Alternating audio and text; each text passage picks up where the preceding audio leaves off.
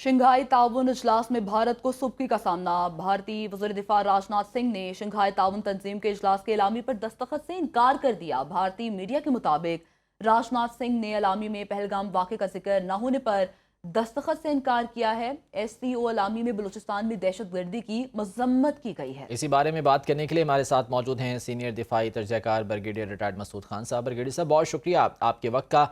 यकीनी तौर पर यह पाकिस्तान की एक बड़ी सिफारती फतह करार दी जा सकती है कि बलूचिस्तान में जो दहशत गर्दी हो रही है उसका जिक्र तो शंघाई ताउन तंजीम इजलास में उसके एलामी में किया गया, लेकिन भारत का वो झूठा फॉल्स फ्लैग ऑपरेशन यानी कि दुनिया मान चुकी है कि ये भारत की एक भोंडी हरकत थी, क्या कहेंगे?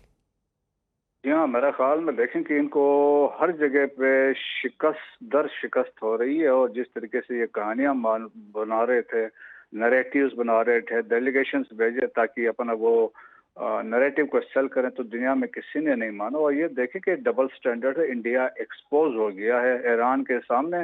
ईरान को तो ये कहता था हमारा बड़ा स्ट्रेटेजिक पार्टनर है और उसके लिए ये बहुत सारी कोशिशें करते थे। लेकिन अभी आप देखें कि जब पहलगाम वाला फास्ट ट्रैक ऑपरेशन हुआ तो पाकिस्तान ने तो कहा भाई सबूत लाओ, हम एक न्यूट्रल इंक्वायरी करवा लो, हम तैयार हैं। अब इंटरनेशनल कम्युनिटी ने भी यही बात की और पाकिस्तान को सपोर्ट किया। अब जब रिसेंट जो एस्केलेशन हुई है बिटवीन इजराइल ईरान में, तो उस पे भी इन्होंने एक डिफरेंट स्टैंड ले लिया, अपना आप को अलग थलग किया। जबकि एक तरफ से वो कहते हैं ईरान हमारा स्ट्रेटेजिक पार्टनर है, ईरान के अंदर इन्वेस्टमेंट कर रहे हैं, चाबहार इनके पास है, अडानी ग्रुप इनके पास है और इनके अपने लोग ईरान में बहुत मौजूद हैं। वहां से बैठ के BLF को हमारे खिलाफ इस्तेमाल भी कर रहे हैं। और अब देखें जब ये SCO का जो पिछला फोरम हुआ 18 जून, प्रॉब्ली 18 जून को था, उसमें भी ये एक यूनानिमस कंडेमिनेशन के लिए बात हुई थी। तो ईरान ने इंडिया ने उस पर भी एब्सटेन किया, उस पर भी वो इन्वॉल्व नहीं रहे। आज भी जब ये बात हुई है तो देखें कि वहां पे पहलगाम के बाद वो तो कि फास्ट फ्लैग ऑपरेशन था, जबकि तमाम बाकी ममालिक हैं। देखें इसमें चाइना है, रशिया है और कजाकिस्तान भी है, किर्गिस्तान भी है, ताजिकिस्तान भी है, उज्बेकिस्तान भी है, ईरान भी है, बेलारूस भी है। सब ने इंडोर्स किया डिक्लेरेशन को। जो टेररिज्म बलूचिस्तान में हो रही है वो इंडिया करवा रहा, तो उसमें तो कोई शक नहीं था।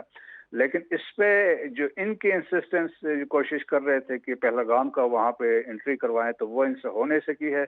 लेकिन एक चीज ईरान के लिए बहुत ही इंपॉर्टेंट है कि ये लोग इंडिया एक्सपोज हुआ था और जो मेरा ख्याल में इनकी शुरू की आपस में ताल्लुकात थे, अब इनको रियलाइज करना चाहिए कि यही वो लोग थे कि इंडिया के लोग थे जो ईरान में थे और दे प्रोवाइडेड इंटेलिजेंस।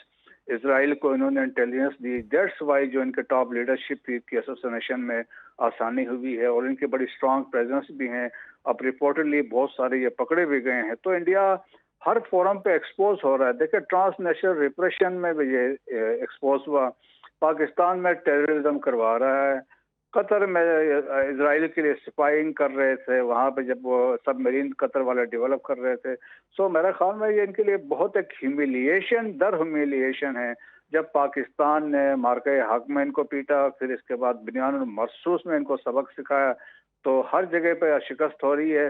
तो इनकी फॉरेन पॉलिसी जो सब मानते हैं, इनकी अपोजिशन भी मानती है, दैट हैज फेल्ड। यकीनन शिकस्त है और आलमी सतह पर सुबकी का सामना भी करना पड़ा। बहुत शुक्रिया आपके वक्त का। ब्रिगेडियर रिटायर्ड मसूद खान साहब हमारे साथ मौजूद थे।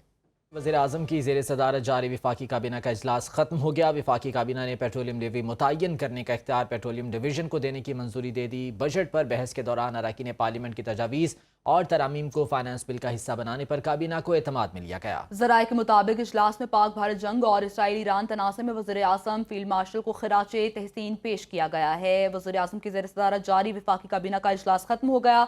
डिटेल्स जान लेते हैं हमारे नुमाइंदे शहरियार खान से। शहरियार, कहिएगा इजलास में क्या डिटेल्स डिस्कस हुई हैं फिर?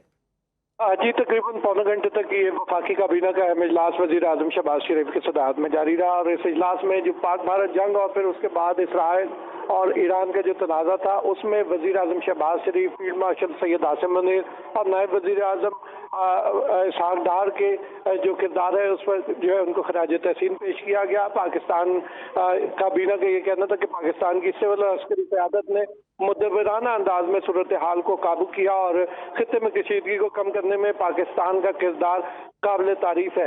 इसके अलावा वफाकी काबीना ने कब पेट्रोलियम लेवी मुतय्यन करने का इख्तियार पेट्रोलियम डिवीजन को देने की भी मंजूरी दी और बजट पर जो है बहस के दौरान अरकान पार्लियामेंट की तजवीज़ और तरामीम को फाइनेंस बिल का हिस्सा बनाने पर भी काबीना को एतमाद में लिया गया और ये हिदायत की गई वज़ीर आज़म की जानिब से कि तमाम काबीना के अरकान और हुकूमती अरकान जो है वो जो है इस मौके पर असम्बली में इजलास में मौजूद रहेंगे। जी ठीक है शहरियार, आगाह करने के लिए बहुत शुक्रिया।